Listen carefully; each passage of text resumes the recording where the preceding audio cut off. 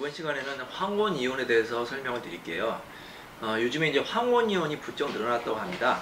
황혼이혼이라는 것은 결혼생활 20년 이상 한 부부가 노년에 이제 헤어지는 것을 말하는데, 꼭 노인들의 이혼뿐만 아니라 중장년층의 20년 이상 결혼생활 한 부부의 이혼을 다 황혼이혼이라고 하고 있습니다. 변호사님도 황혼이혼 상담을 많이 하시나요? 요즘에 황혼이혼 상담이 부쩍 늘어난 것 같고요. 물론 젊은 층의 이혼 상담도 많지만 황혼이혼, 특히 이제 60대 이상, 특히 자녀가 성인이 된 다음에 이혼 상담하시는 분이 늘어난 것 같아요.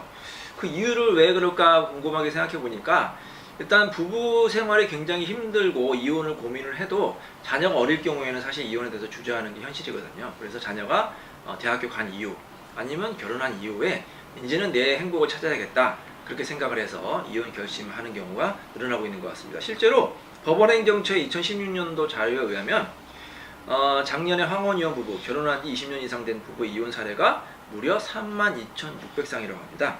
전체 이혼 가운데 29%가 황혼이혼이라는 그런 통계도 있습니다. 남자와 여자의 비율은 어떻습니까? 남자가 더 많이 상담을 하나요? 아니면 여자가 더 많이 상담을 하나요? 예전에는 여자분, 아내분의 상담이 압도적으로 많았어요. 근데 최근에는 이 남편분의 상담도 늘어나고 있습니다. 여자분의 이혼 같은 경우에는 그동안 남편이 많이 잘못을 한 경우에 참고 살다가, 자녀 때문에 참고 살다가 드디어 이제 자녀가 이제 대학에 가거나 결혼 생활을 한 경우에는 나도 이제 행복하게 살아야겠다 이렇게 결심해서 이혼하는 경우가 많이 있고요. 남편분 같은 경우에는 은퇴한 이후에 이제 그 집에서 이제 지냈을 때 그 부인과의 마찰 이런 것 때문에 이혼을 하는 경우가 있고, 뭐 이렇게 또 이런 재밌는 경우도 있는데, 뭐 다른 분하고 다시 이제 재혼을 하기 위해서 뭐 황혼 재혼도 많이 일어나고 있거든요. 다른 분하고 재혼하기 위해서 이혼을 결심하는 경우도 종종 있습니다. 황혼이혼 후에 남자분이든 여자분이든 두 분 다 행복하게 잘 사시나요? 어떤가요? 뭐 제가 본 바에 의하면 이 여자분들은 굉장히 행복해 하시는 것 같아요. 아주 행복해 하세요. 왜냐하면 그동안 자신을 괴롭힌 남편이 없기 때문에, 아니면 남편 뒷사건이 다 했잖아요.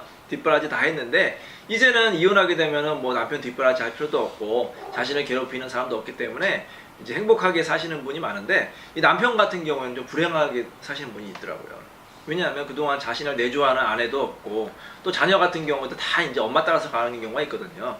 그리고 또 뭐 위자료로 재산분할도 상당 부분 떼어줘야 되니까 뭐 결국에는 세 개가 다 있는다. 아내, 자녀 다 떨어져 나가고 재산까지 떨어져 나가서 굉장히 불행하다, 우울하다 이렇게 생각하시는 남자분들도 꽤 있습니다. 네, 그렇군요. 참 서글픈 얘기입니다. 그렇다면 지금부터 황혼이혼을 준비한다면 어떻게 해야 할까요?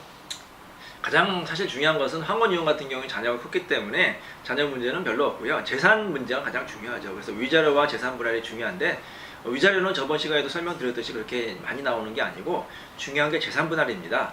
재산 분할 같은 경우에는 결혼한 이후에 부부가 공동으로 유지, 관리 한 재산에 대해서 각자의 기여도에 따라서 분할을 하는 건데요.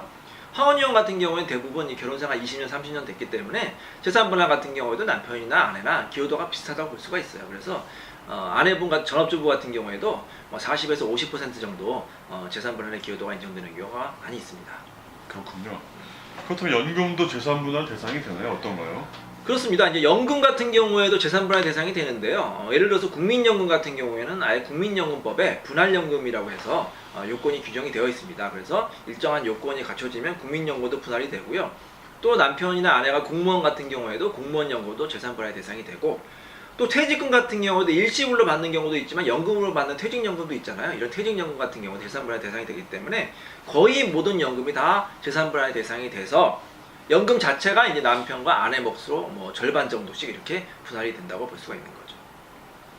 자, 그리고 이제 재산 분할의 주의점은 뭐냐면, 반드시 상대방이 재산을 은닉이나 처분하기 전에 묶어둬야 되는 것입니다. 그게 바로 가압류나 가처분이라고 해야 되는데, 뭐 재산 분할 많은 경우는 아니지만 드물게는 이 재산 분할을 상대방에게 주지 않기 위해서 그거를 대출을 받거나 아니면 현금화해서 숨겨두는 경우가 있어요. 그럴 경우에는 나중에 판결을 받아도 집행을 못하는 경우가 있기 때문에 반드시 꼭 재판 전에 아니면 재판과 동시에 가압류나 가처분을 해두는 것이 안전합니다.